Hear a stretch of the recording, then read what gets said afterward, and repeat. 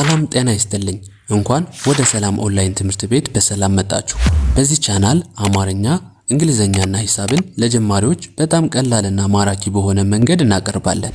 በየቀኑ የምንለቃቸውን ትምህርቶች እንዲደርሷችሁ አሁኑኑ ሰብስክራይብ እና ላይክ በማድረግ የቤተሰባችን አባል ይሁኑ። ከዚህ በተጨማሪ በግል ለመማር የምትፈልጉ ልዩ ዕድል አዘጋጅተናል። ባላችሁበት ሀገር ሆናችሁ የዕለት ተዕለት ስራችሁን ሳይሻማባችሁ በቀን 1 ሰዓት ብቻ በመመደብ ራስዎን ወይም ልጆችዎን ያስተምሩ። አሁኑኑ በኢሞ፣ በቴሌግራም ወይም በዋትስአፕ በስልክ ቁጥር +251 924 43 05 42 ላይ በመመዝገብ የ3 ቀን ነፃ የሙከራ ትምህርት ያገኙ። ፈጥነው ይመዝገቡ። ዕውቀት ለሁሉም። በነገራችን ላይ እንግሊዘኛ ለማንበብና ለመጻፍ ዋናው ሚስጥር ምን ይመስላችኋል? ስለ ቫውልና ኮንሶናንቶች በደንብ መለየት ያስፈልጋል። ማንኛውም ኤቢሲዲ ሌተሮችን ወይም እንግሊሽ አልፋቤቶችን በደንብ ካወቀ በኋላ ቀጥታ መሄድ ያለበት ወደ ቫውልና ኮንሶናንት ነው።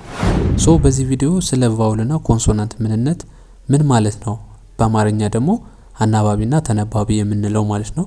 በዚህ ቪዲዮ በደንብ እናያለን፣ በደንብ እንለያለን። እንዴት ነው የምናነባቸውስ? ኮንሶናንትና ቫውልስ የሚያለያያቸው ነገር ምንድነው? ስለ ቫውልና ኮንሶናንት የምታውቁ ካላችሁ ማሳለፍ ትችላላችሁ። ለጀማሪዎች ይሆናል። እስከ ቪዲዮ መጨረሻ በደንብ ተከታተሉ። ኦኬ እንግዲህ እንግሊሽ ሌተሮች 26 ናቸው ካልነን፣ እንግሊሽ ሌተሮች ጠቅላላ 26 ናቸው ካልነን፣ ቫውል የሚባሉት 5 ቫውል ሌተሮች አሉ ማለት ነው። ስንት አልኳችሁ? 5 ቫውል ሌተሮች አሉ። ስለዚህ ቫውሎችን መጀመሪያ እናያለን። ቀሪዎቹ ኮንሶናንት ስለሆኑ እናንተ መያዝ የሚጠበቅባችሁ ቫውሎችን ነው። 5ቶቹን ከያዛችሁ ሌሎቹ ኮንሶናንት ይባላሉ ማለት ነው። ኦኬ የመጀመሪያዋ ሌተር ማን ትባላለች? ኤ ትባላለች። ኦኬ ሁለተኛዋ ቫውል ማን ትባላለች? ዩ ትባላለች። ዩ። ሶስተኛዋ ቫውል ሌተር ማን ትባላለች? አይ ትባላለች። አራተኛዋ ቫውል ሌተር ማን ትባላለች? ኢ። ሌላኛዋ ማን ትባላለች? ቀሪዋ ኦ ትባላለች ማለት ነው። ሉክ እንግዲህ ካለ እነዚህ እንግሊዘኛ ማንበብ በጭራሽ አይቻልም። እነዚህ ቫውል ሌተሮች ናቸው። ኤ፣ ዩ፣ አይ፣ ኢ፣ ኦ ወይም ደግሞ ስሞል ኤን ካፒታል በባለፈው አሳይቻችኋለሁ። ኤ፣ ዩ፣ ኤ አለች እዚህ ጋር። ኦኬ ከዛ ዩ አለች፣ አይ አለች፣ ኢ አለች፣ ኦ። እዚህ ላይ እንደምታያቸው ከዚህ ጋር ያሉት ታች ላይ የጻፍኩላችሁ ስሞል ሌተሮች ናቸው። ስሞል ሌተሮች ናቸው ወይም ቫውል ካፒታሎች እነዚህ ናቸው፣ ስሞል እነዚህ ናቸው ማለት ነው። ካለ እነዚህ መጻፍ እንግሊዘኛ ወርድ የተፈለገን ሊሆን ይችላል መጻፍ ማንበብ አንችልም ማለት ነው። ከንፈራችን ሲጋጭ ወይም በተናጋችንና ምላሳችን ሲገናኝ፣ ጥርሳችን ከምላሳችን ጋር ስናገናኘው የሚወጡት ድምጾች ከሆኑ ኮንሶናንት ይባላሉ። እነዚህኞቹ ግን ልክ በአየር ላይ የምናወጣቸው ድምጾች ናቸው። ለምሳሌ አ ስንል አ አፋችን ብቻ አ የተከፈተው ማለት ነው። ሌላ የተገናኘ የአካል ክፍላችን የለም። ዩ ስንል አሁንም የተገናኘ የአካል ክፍል የለንም። ዩ በአየር ላይ የምናወጣው ድምጽ ነው ማለት ነው። አይ ስንል አይ አሁንም የተገናኘ የአካል ክፍል የለንም፣ በአየር ላይ የሚወጣ ድምጽ ነው። ከዛ ዩ ማለትም ኢ ስንልም የሚገናኝ ነገር የለም። ኢ ኦኬ። ኦም ተመሳሳይ አፋችን ክብ አድርገን የምናወጣው ድምጽ ነው እንጂ የሚገናኝ የአካል ክፍል የለንም ማለት ነው። ስለዚህ እነዚህ ድምጾች ናቸው ቫውል የሚባሉት እነዚህ ናቸው ማለት ነው። ስለዚህ በምሳሌዎች አሁን እናያቸው ማለት ነው። አሁን ከነዚህ ውጭ ያሉት ከአምስቶቹ ቫውል ውጭ ያሉት ሌሎቹ ምንድን ናቸው? ኮንሶናንት ሌተሮች ናቸው። ኮንሶናንት ማለት ደግሞ በአፋችን ስንጠራቸው ለምሳሌ ከንፈራችን ተገናኝቶ የሚያወጣቸው ድምጾች ወይም ከተናጋችን ጋር ምላሳችን ከጥርሳችን ጋር ከድዳችን ጋር ሲገናኝ የምናወጣው ድምጽ ምን ይባላል? ኮንሶናንት ይባላል። ወይም በአማርኛ እነዚህ ቫውል የሚባሉት በአማርኛ አናባቢ፣ ኮንሶናንት የሚባሉት ደግሞ ተነባቢ ያ ማለት ራሳቸውን ችለው የሚነበቡ ማለት ነው። ቫውል ደግሞ ከኮንሶናንቶች በኋላ ነው የሚመጣ። ቀድሞ የሚመጣ ማን ነው? ኮንሶናንት ናቸው ቀድሞ የሚመጡት። ከዛስ ሁለተኛ ላይ የሚመጡት ቫውል ናቸው። ምክንያቱም አናባቢ ተብለው ስለሚጠሩ ማለት ነው። ስለዚህ አሁን በምሳሌዎች ስናያቸው በደንብ ግልጽ ይሆንላቸዋል ማለት ነው። በምሳሌዎች ስናይ ለምሳሌ ጎ ብለን ጻፍነን። ጎ ብለን እንደዚህ እንጽፋለን። ጎ ሶ ከዚህ ውስጥ የትኛው ነው ኮንሶናንት የትኛው ነው ቫውል? ይሄኛው ቫውል ነው። መጨረሻ ላይ የጻፍነው ይሄኛው ማለት ነው። ኦ እዚህ ላይ እንደጻፍነው ኦ ቫውል ነው ብለን ጽፈናል። ሉክ ስለዚህ ድምፁ አሁን ጎ ስንል ግኦ። ስለዚህ የመጀመሪያው ኮንሶናንት ነው። ሁለተኛው ግን ስንጠራ ኦ ስንል ምንም አይነት የተነካካ የአካል ክፍል የለንም ማለት ነው። ኦኬ ስለዚህኛው ጎ ስንል ጂ ኮንሶናንት ነች፣ ኦ ቫውል ነች ማለት ነው። ሁለተኛ ላይ የሚመጡት ከነዚህ ውጭ አያልፍም። ሁለተኛ ላይ አንድ ወርድ ላይ ከዚህ ከአምስቶቹ ወይም እነዚህ አምስቶቹ ያው ተመሳሳይ ነው፣ ሁለቱም ተመሳሳይ ነው። ከነዚህ ውጭ አይመጣም ማለት ነው። ሌላ ምሳሌዎችን እኔ ዱ ስንል ድ ኡ፣ ዲ ኦ እንላለን ማለት ነው። ዲ ኦ እንላለን። ስለዚህ የመጀመሪያዋ ምንድነች? የመጀመሪያዋ ዲ ኮንሶናንት ትባላለች። ምክንያቱም ድ ስንል ከድዳችን ጋር ይገናኛል ምላሳችን ጋር ማለት ነው። ስለዚህ ድ ከዛ ዱ ስንል ኡ የሚለውን ድምፅ ኦ ስለሚይዝልን ይሄኛው ልክ እንደ ቫውል ኦ እናነባዋለን ማለት ነው። ኡ በዚህ መንገድ ነው የምናነበው። ስለዚህ ይችኛዋ ቫውል ትባላለች ማለት ነው። ቫውል ትባላለች። ኦኬ ሌሎችን ምሳሌ ማየት እንችላለን። ቀጣይ ፎር ብለን ለመጻፍ ለምሳሌ ፎር ኤፍ ኦ አር። ስለዚህ ይሄኛው አሁን ማየት እንችላለን። ኤፍ ኦ አር አሁን ከዚህ ላይ ኤፍ ስንል ፎ ስንል ከዚህ ጋር ከንፈራችን ጋር የሚነካካ አለ ማለት ነው። ፎ ጥርሳችንና ከንፈራችን ጋር ፎ ስንል ማለት ነው። ኦ ስንል ብቻዋን ስንጠራት ይችኛዋ ኦ ስንል ኦ የሚለው ምንም አይነት የአካላችን የሚነካካ የለም ማለት ነው። ስለዚህ በአየር ላይ የወጣ ድምፅ ነው። ኦ ስንል በአየር ላይ ነው የሚወጣ። አፋችን በማጥበብ ወይም በማስፋት የምናወጣው ድምፅ ሳናነካካ፣ ነገር ግን ሳናነካካ ማለት ነው። ይሄ ቫውል ይባላል ማለት ነው። ቀጣይ ስናይ ይችኛዋ ፍ ኦ ር አይደል ያልነው? ፍ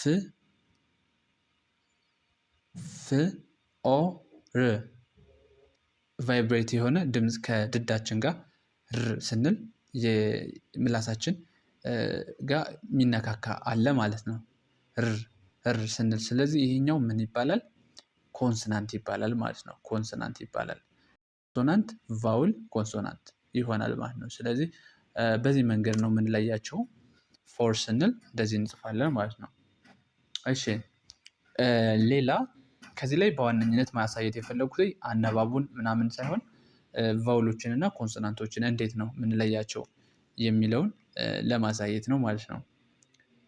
በቀጣይ ሌላ ወርዶችን እንዴት እንደምናነባቸው በደንብ አድርጌ በሰፊ ቪዲዮ እንመለሳለን።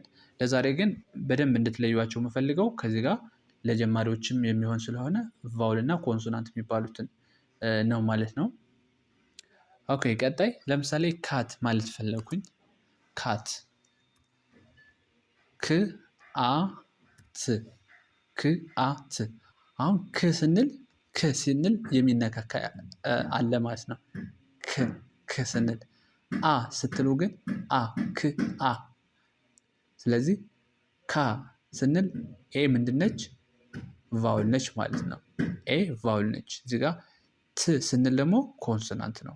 ት ስንል ኮንሶናንት ነው። ክ አ ት ክ አ ት። ከዚህ ላይ አ ስንል ግን የሚነካካ የአካል ክፍል የለንም። ስለዚህ ይሄኛው ምንድነው? ቫውል ማለት ነው። ቫውል ነው። ስለዚህ እነዚህ አምስቶቹ ቫውሎችን በደንብ መለየት አለባችሁ። ምክንያቱም እነዚህን ካላወቃችሁ በጭራሽ ማንበብ የማይታሰብ ስለሆነ ማለት ነው። ይሄኛው በጣም ወሳኝ ነገር ነው። ሌላ ዶግ ስንል ለምሳሌ ዶግ ዲ ኦ ግ ዲ ኦ ግ ዲ ኦ ግ።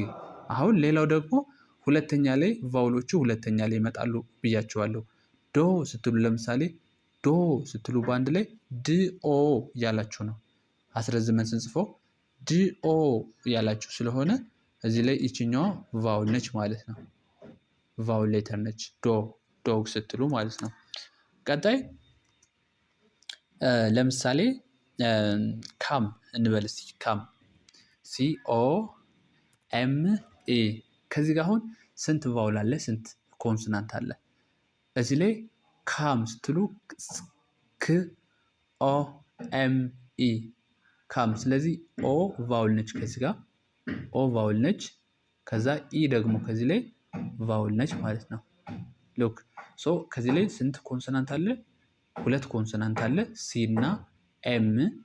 ከዛ ደግሞ ቫውል ኢ እና ኦ አለች ማለት ነው። ሁለት ቫውል ሌተሮች አሉ። በዚህ መለየት አለባችሁ ማለት ነው። ከዚህ ላይ አሁን ኦ ማለት ይቻት ከዚህ ጋር፣ ኢ ደግሞ ይቺ ነች እዚህ ጋር የምታዩት፣ ወይም በስሞል ስለሆነች ከዚህ ጋር ይቺ ነች። ከዚህ ጋር ሁለት አለው ማለት ነው። ሌላ ምሳሌዎችን ለምሳሌ ሾርት ብለን እንጻፍ። ሾርት ኤስ ኤች ኦ አር ቲ። ከዚህ ጋር አሁን ኤስ ኤች ሁለቱ ምንድነው? ኮንሶናንት ናቸው። ስ ኤስ ኤች እነዚህ ምንድን ናቸው? ኮንሶናንት ናቸው። እንዳጠቃላይ ከላይ ቅድም እንደነገርኳችሁ ከነዚህ ከአምስቶቹ ውጭ ያሉት ሌሎቹ ኮንሶናንት ይባላሉ፣ ወይም ኮንሶናንት ሌተሮች ናቸው ማለት ነው። ሌላው ኦ የምንለው ቫውል ነው። እነዚህኞቹ ደግሞ ኮንሶናንት ናቸው። ስለዚህ በዚህ መያዝ አለባችሁ። ሽ ኦ ር ት። አሁን ሌሎቹን የሆነ አፋችን ሳይሰራ አያልፍም። ቫውሎቹ ጋር ሲደርስ ግን ዘለናቸው የምንሄድ ነው የምንመስለው። በውስጥ ታዋቂነት ግን እናነባቸዋለን ማለት ነው። ድምፃቸውን እንጠራቸዋለን። ድምፅ ናቸው እነዛ፣ ድምፅ የሚሰጡ ናቸው። ድምፅ ዘዋሪ ናቸው እነዚህ ቫውል የሚባሉት ማለት ነው። ስለዚህ ሾርት ስንል እንደዚህ እንጽፋለን። ሌላ ለምሳሌ መንኪ ማለት ብንፈልግ መንኪ ኤምኦ ኤን ኬ ኢ ዋይ። አሁን ከዚህ ላይ ስንት ቫውል አለ? ስንት ኮንሶናንት አለ? ኤም ምንድነች? ኮንሶናንት ነች። ኦ ምንድነች? ቫውል ነች። ኦ ቫውል ነች። ኤን ኮንሶናንት ነች። ኬ ኮንሶናንት ነች። ከዛ ኢ ስንል ምንድነች? ቫውል ነች ማለት ነው። ስለዚህ ከዚህ ላይ ሁለት ቫውል ሌተሮች አሉ። ኮንሶናንቶች ደግሞ አራት ኮንሶናንቶች አሉ ማለት ነው። ኤም ኤን እና ኬ ከዛ ዋይ። እነዚህ ኮንሶናንት ሌተርስ ይባላሉ፣ ወይም ተነባቢ ይባላሉ። ኦኬ ቀጣይ ሌላ ምሳሌዎችን እንውሰድ። ሎንግ እንበል እስኪ። ሎንግ ኤልኦ ኤን ጂ ኤል ማለት ኮንሶናንት ነች። ኦ ማለት ቫውል ነች። ኤን እና ጂ ኮንሶናንት ናቸው ሁለቶቹ ማለት ነው። ስለዚህ እነዚህን ይመስላሉ ማለት ነው። ለዛሬ ትምህርታችን በዋነኝነት እነዚህ ቫውል ሌተሮችን እንድትለዩዋቸው፣ ከዛ በኋላ ብዙ አይነት ስፔሻል ኬዞች አሉ፣ እንዴት እንደምናነባቸው፣ ቫውሎች የት ላይ እንደሚገቡ፣ በምን ጊዜ የት ላይ ሲገቡ እንዴት ይነበባሉ የሚለውን ነገር የተለያዩ ህጎች ስላሏቸው በቀጣይ ቪዲዮ የምናይ ይሆናል ማለት ነው። የዛሬ ትምህርታችን ይህን ይመስላል።